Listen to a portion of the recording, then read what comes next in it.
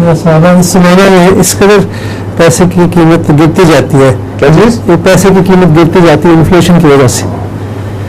आज के 5,000 रुपए की खरीद की ताकत वो नहीं जो आज से 15-20 साल पहले थी। ठीक है। तो एक गारंटी का सवाल है कि जो रकम आज से 20 साल पहले दी गई थी उसकी वापसी में आज की कीमत का ख्याल रखा जाए। ये हो नहीं सकता। इस शख्स ने साथ वजाहत की कि सूद नहीं मांगता बल्कि सिर्फ आज की वैल्यू के हिसाब से मांगता हूँ। क्या इस्लामी नुक्ता से अगर कोई इंसान क्या अच्छा जरा ठहर जाओ, मैं कल की वैल्यू पे दे दूंगा और डबल डाउन कर जाए और असर भी ना रहे तो उस दिन फैसला होगा। अगर उस मकाम से आगे निकल गए हैं जहां दौलत ने हाथों को तब्दील किया तो हर लम्हा गैर यकीनी है। इस असूल को अगर तस्लीम कर लिया जाए तो आलमी माली निज़ाम को के कुल्लियतन तहस नहस हो जाने का खतरा रहता है। मसलन जर्मनी ने अपने कर्जे वापस करने से पहले जर्मन मार्क की कीमत गिरा दी, इतनी गिरा दी कि करोड़ों रुपए में, पाकिस्तानी करोड़ों रुपए में एक पोस्ट कार्ड का स्टैंप भी नहीं खरीदा जा सकता था। तो क्या उस वैल्यू पर ये लेंगे? वैल्यूज का तयन इतना बड़ा झगड़ा है कि इसको कुरान करीम ने या इस्लाम ने छेड़ा ही नहीं, क्योंकि बहुत ही ज्यादा कॉम्प्लेक्स मामलात हैं और इस पर फिर वो फैसले जो होते हैं अदालती, वो तो इतना ड्रैग आउट कर जाएंगे कि किसी पहलू से भी वो कोई चीज अंजाम को नहीं पहुंचेगी। ये जो सिविल मुकदमे हैं ये तो वैसे ही बड़े लंबे चलते हैं, बहुत कई साल लग सकते हैं। वो उसका वकील जितना मुतालबा दाखिल करेगा उसके आखिर तक वो चीजें तब्दील हो चुकी होंगी। फिर हुकूमतें वैल्यू बदला देती हैं, जिस तरह जो फ्रांस की हुकूमत ने वैल्यू तब्दील कर दी तो ये उस पर फिर मान जाएंगे फिर उस तब्दील शुदा वैल्यू को।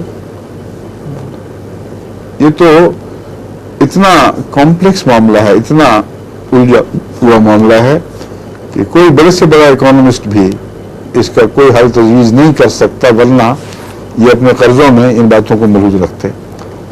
सवाल इसके कि कर्जों को कमोडिटीज की शक्ल में ढाल दिया जाए और सिर्फ कमोडिटी की बहस उठाई जाए, वो सिर्फ एक तरीका जो मुमकिन है।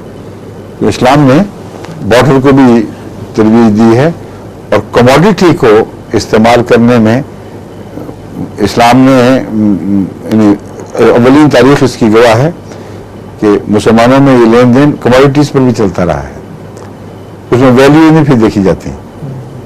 एक शेर खजूर तुमने मुझसे कर्ज दिया था, एक खजूर वापस करो, एक शेर खजूर वापस करो। अगर वैल्यू बदल चुकी है तो खजूर अगर सस्ता हो गया था तो फिर भी एक शेर खजूर तो वही रहा ना।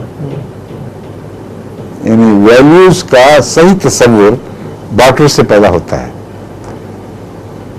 उसको वैल्यूज से मुझे क्या करेगा? तुमने एक शेर खजूर दिया था, अगर वो 1 लाख का हो गया, पहले 10 रुपया का था, इन्फ्लेशन हो गई बेशुमार, तो वो उसको आप आधी खजूर तो नहीं देंगे, फिर आप कहेंगे 1 शेर खजूर।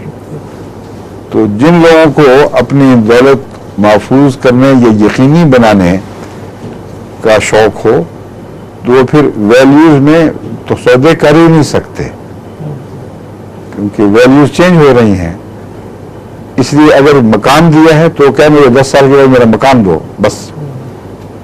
अगर 1 शेर सोना दिया है तो मुझे 1 शेर सोना वापस करो, फिर झगड़े सब खत्म हो जाएंगे।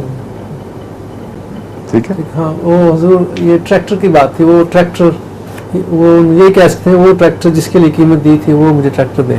नहीं, अगर सौदे में ये बात होती, सौदे में जी इस तरह नहीं, ये उनकी ये बात ही ट्रैक्टर के ऊपर थी।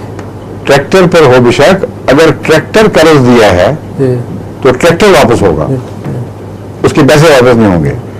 अगर ट्रैक्टर की कीमत कर्ज में दी है तो ट्रैक्टर वापस नहीं होगा, कीमत वापस होगी। 2 कश्तियों में पाँव नहीं हो सकते।